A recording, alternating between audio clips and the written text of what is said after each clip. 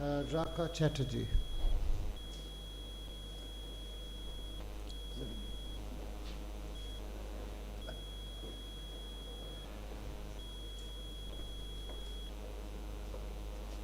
Simultaneous eyelid and conjunctival melanoma.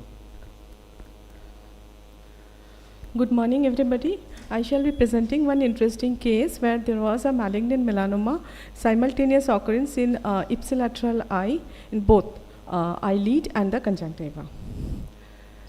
A 37-year-old male patient presented with a black pigmented mass at the inner angle of the left eye since 1 month, which was slowly progressing, painless, non-itchy lesion and not bleeding to touch. There was no other significant past ocular morbidity, systemic illness or drug history. On clinical examination, the best corrected visual acuity in the right eye was 6.9, left eye was 6.6 and near vision was N6 in both the eyes. There was a black pigmented mass at the medial canthus of the left eye, which was around 7 millimeter by 3 millimeter in dimension along the leads, with full thickness involvement, and the conjunctiva including the carbuncle where it was about 7 millimeter by 4 millimeter. It was an elevated non-mobile non-tender lesion without any feeder vessel. There was no lymphadenopathy on palpation. Extraocular movements were full in all directions in both the eyes and the fundus was within normal limit.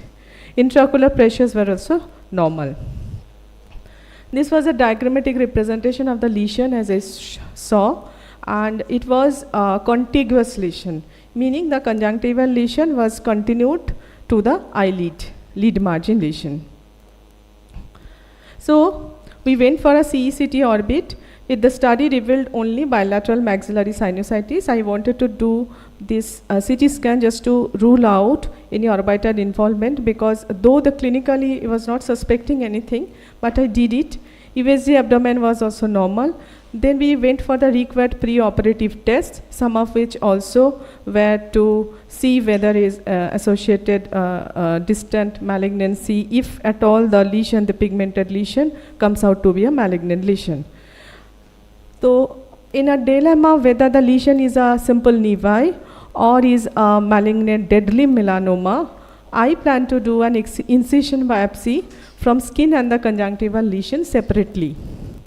And this was the report from the incision biopsy, and where from the both the lesions, both the sides, the reporting was malignant melanoma eyelid where the base was involved and the conjunctival lesion was a melanoma in situ.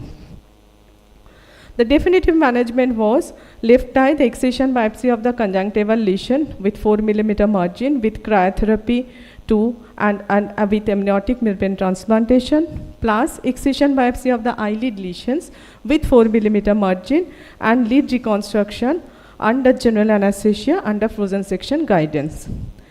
Now few snips of the procedure as you see here. This is the lesion. This is the lesion after excision of the lid and the conjunctiva, and you can see the excised lesion. The dimension was quite big when we took with the margin. Now putting in the AMT, see the second stage, third stage, I put it with the fibrin glue, tissue glue.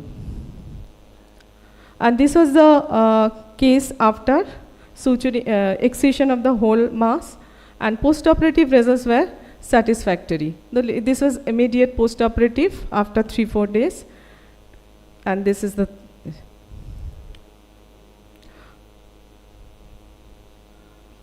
little chemosis was there. The last picture is after 1 week. Histopathologically, the diagnosis was confirmed and we have achieved the margin clearance. Then I had sent the patient to the Department of Radiology for further management if anything at all was required, but they didn't do anything. I am following it up for last 6 years and revealed no recurrence, and patient is otherwise fine, living a healthy life. In conclusion, the bulbar conjunctival melanomas are quite common. Extension of the conjunctival melanoma into the eyelid can occur in 1% of the cases. Cases of simultaneous non-contiguous melanomas are very rare. My case was a case of melanoma with a contiguous lesion. Excision biopsy with margin clearance and the cryotherapy is the mainstay of treatment here.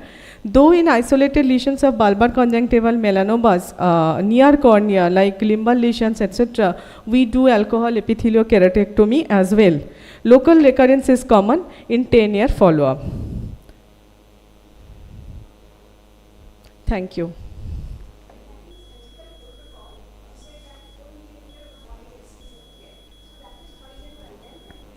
All along, depth it is a full thickness. I didn't.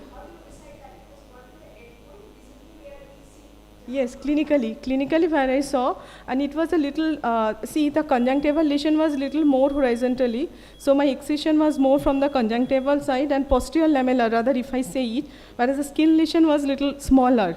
So even with the margin, the skin defect was smaller than the conjunctival defect. So it was a differential excision and differential lead reconstruction.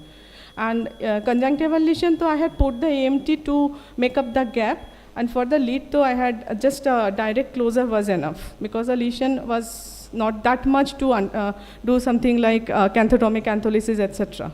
So you did that pentagon excision towards the lead side? Lead side. Okay. And that side was? That's any it. pre-op investigation to determine the depth so as to plan your excision? Sometimes it can extend. No. I had done only a CT scan, CECT, to know the depth into the orbit, but clinically extraocular movement was full. So I have never suspected that it will go inside, but still I did it. Any other questions? And margin of the conjunctiva as well.